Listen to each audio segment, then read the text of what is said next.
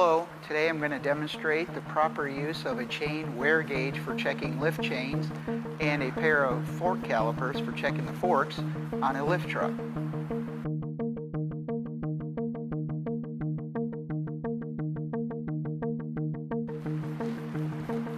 Alright, let's start with the forks first. The first thing you're going to want to do is a visual inspection of the forks. Look for signs of obvious wear on the forks, and also check the fork locking pins. We want to make sure the locking pins work properly and that the pin drops into the notches of the carriage and hold the fork in place. Once we've done that, then it's time to use the fork caliper gauge. The caliper gauge, you'll notice, has two notches in it, or 2 points. The outer points are what's used to set the depth of the gauge. And how you do that is right here at the shaft of the fork, or the upright. So you want to bring your fork caliper in, and you're going to pinch it just onto the outer points of the caliper gauge.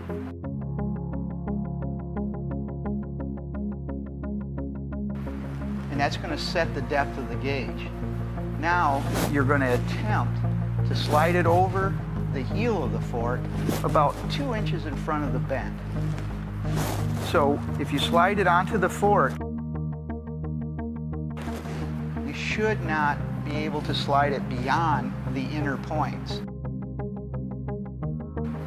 If it does slide beyond the inner points, that means the fork is worn beyond 10% and it has lost its capacity and really needs to be replaced. Next, we're going to make sure the fork isn't bent beyond its specifications. And we're going to do that with the fork caliper gauge also. And this fork caliper gauge will measure the angle of the fork for you. There's a gauge built on the side.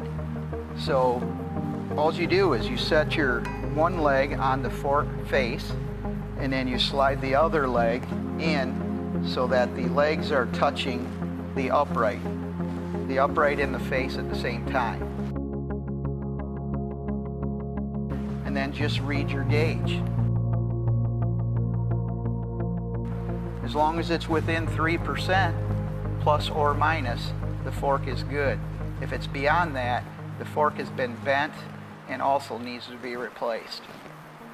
Your fork caliper gauge also gives you the ability to check for wear in the hanger on your forks. You use these outer points on your caliper to do that. This one's printed 1 and 2 for class 1 and 2 forks. This one's printed 3 for class 3 forks. What you want to do is try to slide that up into the hanger. And if the hanger reaches the arm of the fork caliper, that means the opening's wore to the point where it needs to be replaced. So you put it on the shaft of your fork, you slide it up. As you can see, this one does not reach, so the caliper does not go up into the hanger that far. This fork is good. If it were to slide up all the way to where it could touch, the hanger is worn out and the fork should be replaced.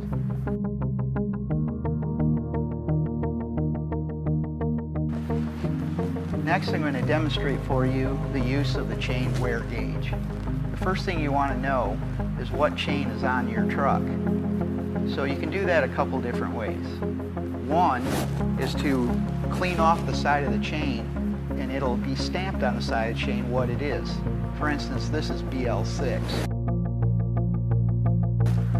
The other is to measure the pitch of the chain, and the pitch is the distance between any 2 pins.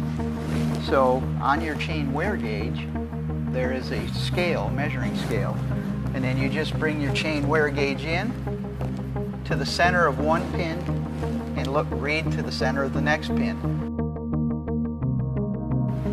This one measures 3/4 of an inch. If you look on your chain wear gauge, it'll tell you 3/4 of an inch is BL6 chain. Using the gauge to inspect for excessive stretch of the chain is pretty simple. Once you know what chain you have, BL6 or pitch 3/4, then you look on your chain wear gauge and it tells you which scale. There's 3 points. It tells you which pitch chain matches which scale. this case 3/4 inch uses the A scale, which is the end point here and the inner point here. When you're checking the chain, you want to make sure there's weight on the chain so that all the play is taken up between the rollers. So you simply bring your A scale in and on top, and you put it in the center of one of the rollers, and then you come down at the bottom and you want to see if the chain roller has stretched down and lined up with the other scale.